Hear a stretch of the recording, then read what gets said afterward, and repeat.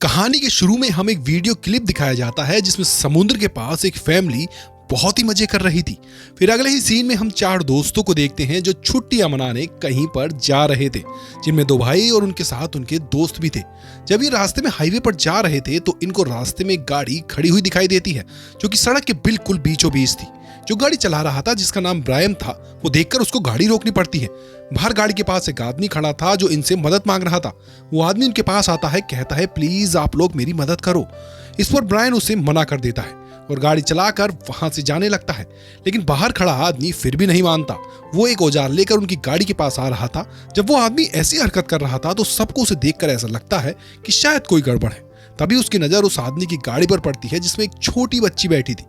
उस बच्ची ने अपने चेहरे पर मास्क लगाया हुआ था और उस पर खून लगा हुआ था। ये देखकर वो चारों डर जाते हैं। अब ब्रायन साइड से अपनी गाड़ी निकालकर वहां से भाग जाता है और यहां हमें पता चलता है कि उस आदमी की बेटी उसी वायरस का शिकार थी जो वायरस धीरे धीरे पूरी दुनिया में फैल रहा था। ये इतना खतरनाक वायरस था कि जो भी इसकी लपेट में आ गया वो कुछ ही घंटों का मेहमान होगा, यानी कि उस इंसान की कुछ वक्त बाद मौत हो जाएगी। और अब तक इस वायरस की कोई वैक्सीन भी नहीं बनी थी। उधर हम देखते हैं कि ब्रायन उसके दोस्त जब गाड़ी को साइड से लेकर जा रहे थे तो गाड़ी की पेट्रोल पाइप कट जाती है और सारा पेट्रोल बाहर निकलने लगता है। अब पेट्रोल ना होने की वजह से उनकी गाड़ी कुछ ही दूर पर जाकर रुक गई थी। ब्रायन और उसके दोस्त सब हाईवे पर थे, सब जहां दूर दूर तक कोई भी नजर नहीं आ रहा था। इनके पास सिर्फ एक ही ऑप्शन बचा कि इनको अब दोबारा उसी आदमी के पास जाना होगा जो पहले इनसे मदद मांग रहा था, क्योंकि उसके अलावा इनकी कोई मदद नहीं कर सकता था। ये सब वैसा ही करते हैं, अपना सामान लेते हैं और उस आदमी की तरफ दोबारा जाते हैं। ब्रायन के पास एक बंदूक भी थी। थोड़ा सा आगे चलने के बाद ये आदमी उस आदमी तक पहुंच गए थे। ब्रायन जाकर उससे कहता है कि हमें तुम्हारी गाड़ी चाहिए, पर वो आदमी कहता है कि ठीक है, मैं तुम्हें अपनी गाड़ी दे दूंगा, पर तुम्हें पहले मेरी शर्त माननी होगी। वो आदमी इनसे कहता है कि पास ही के एक शहर में एक हॉस्पिटल है, वहाँ डॉक्टर ने इस वायरस की वैक्सीन बना ली है, तो मुझे और मेरी बेटी को बस वहाँ तक छोड़ दो, फिर तुम लोग मेरी गाड़ी ले सकते हो। ये बात सुनकर ब्रायन कहता है कि क्या तुम पागल हो चुके हो, अभी तक इस वायरस की कोई दवाई नहीं बनी। लेकिन इस बात पर वो आदमी उसे कोई जवाब नहीं देता। ये सब खैर उस आदमी की बात मान लेते हैं। वो गाड़ी के पीछे वाले हिस्से में उस आदमी और उसकी बेटी को बिठाकर उस हिस्से को अच्छी तरह प्लास्टिक से कवर कर देते हैं ताकि इन लोगों को ये वायरस ना लग सके। फिर वो गाड़ी को साफ करके उसमें बैठकर निकल जाते हैं। कुछ दूरी पर उन्हें एक गाड़ी नजर आती है। ब्रायन और उसका भाई उस गाड़ी का पेट्रोल निकालने लग जाते हैं ताकि रास्ते में वो इनके काम आ सके। जब ब्रायन का भाई उस गाड़ी का दरवाजा खोलता है तो डर जाता है, क्योंकि उस गाड़ी में एक आदमी बैठा था जो काफी डरावना लग रहा था। वो भी इस वायरस का शिकार हो चुका था। उसका शरीर गल सड़ रहा था। ब्रायन का भाई जब गाड़ी की चाबी निकालने की कोशिश करता है, पर तभी उस आदमी को होश आ गया था। ब्रायन के भाई ने दोबारा से उस गाड़ी के दरवाजे को बंद कर दिया। खैर वो पेट्रोल निकालकर शहर में पहुंच गए थे। वहां पर चारों तरफ मौत ही मौत थी। वो शहर नहीं बल्कि एक कब्रिस्तान लग रहा था जहां चारों तरफ सिर्फ लाशें ही लाशें थी। अब ये लोग उस हॉस्पिटल में पहुंच गए थे जहां पर उस आदमी को जाना था। ये सब अंदर जाते हैं, पर वो आदमी अपनी बेटी को गाड़ी में ही रहने का कहता है। ये सुन ब्रायन की दोस्त बॉबी भी वहीं पर रुकने का कहती है, क्योंकि वो अकेली बच्ची को छोड़कर नहीं जाना चाहती थी। पर जाते हुए ब्रायन बॉबी से कहता है कि देखो, उस बच्ची से दूर रहना और उसको छूना मत, क्योंकि ये वायरस बहुत जल्दी फैलता है। फिर ये सब अंदर चले जाते हैं। जब ये हॉस्पिटल के अंदर जाते हैं तो वहां पर भी ऐसे था जैसे वहां कोई काम ना करता हो, हर तरफ खामोशी थी। लेकिन तभी उन्हें वहां पर एक बच्चा नजर आता है। ये सब उसका पीछा करते उस डॉक्टर तक पहुंच गए थे जिसने वैक्सीन बनाई थी। उस डॉक्टर के पास जाकर वो आदमी कहता है, मुझे वो दवाई चाहिए जो इस वायरस को खत्म करती है, क्योंकि मेरी बेटी भी इस वायरस का शिकार है, मैं उसे बचाना चाहता हूँ। डॉक्टर कहता है कि वो दवाई अभी तक बनी नहीं है। वो ऐसी दवाई है जो तुम्हारे शरीर में प्रोटीन को बढ़ा देती है और वही इंसान बच पाता है जो इस प्रोटीन को बर्दाश्त कर पाएगा। फिर वो डॉक्टर एक बच्चे को वही दवा पिलाने लगता है। सब उसको रोकते हैं, लेकिन वो डॉक्टर कहता है कि अगर तुम्हारे पास कोई रास्ता है इन बच्चों को बचाने का तो मुझे बताओ। ये सुनकर सब चुप हो जाते हैं। उधर बाहर बॉबी जब उस बच्चे के पास थी तो उसकी हालत खराब हो जाती है। ये देखकर बॉबी खुद को नहीं रोक पाती। सारे कवर्स हटाकर बॉबी उस बच्ची की मदद करने की कोशिश करती है। तभी उस बच्ची को खून की उल्टी होती है। खून की बूंदें बॉबी के चेहरे पर भी गिर गई थी। इसका मतलब बॉबी भी अब इन्फेक्टेड हो चुकी थी।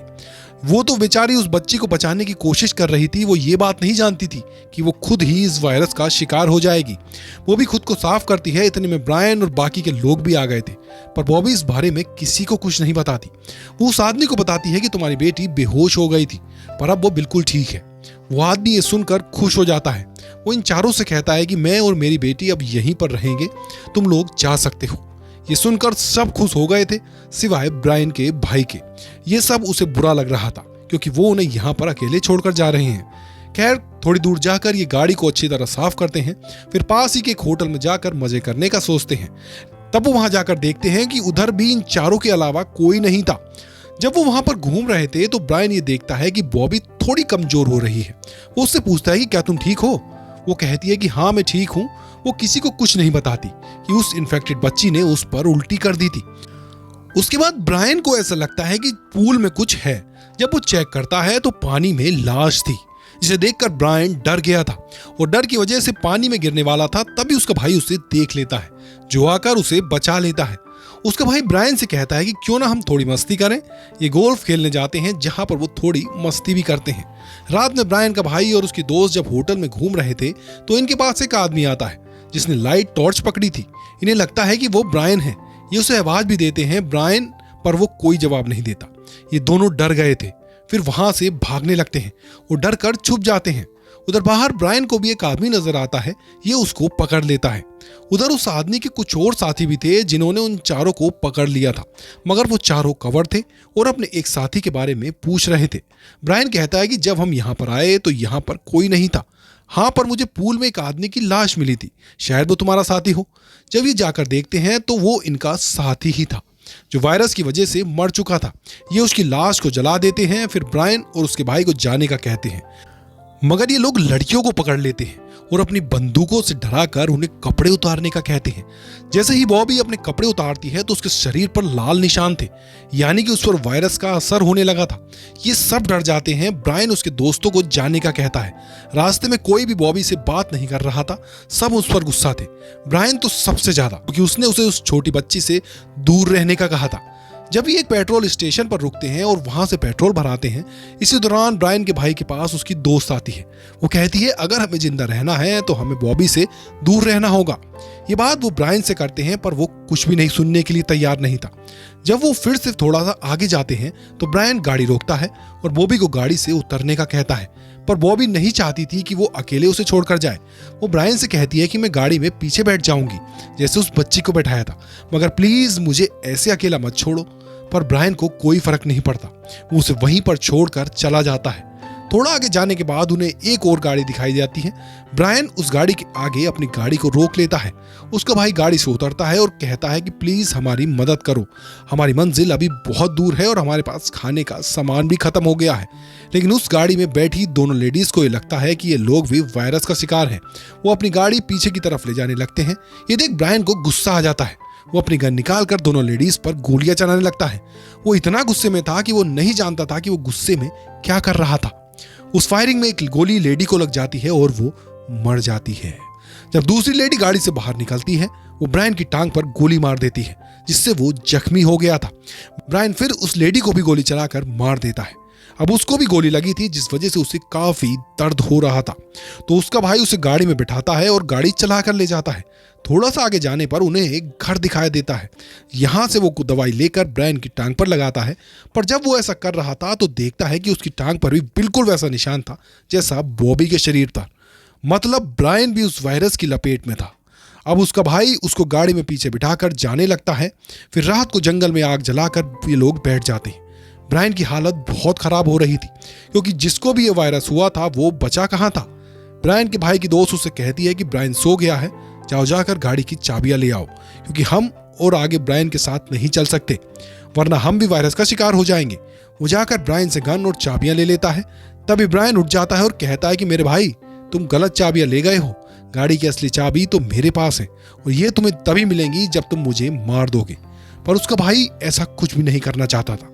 वो ब्रायन उससे कहता है कि मैं बीमार होकर नहीं मरना चाहता, इससे अच्छा तो ये होगा कि मेरा भाई मुझे मार दे। वो कहता है कि प्लीज मुझे मार दो।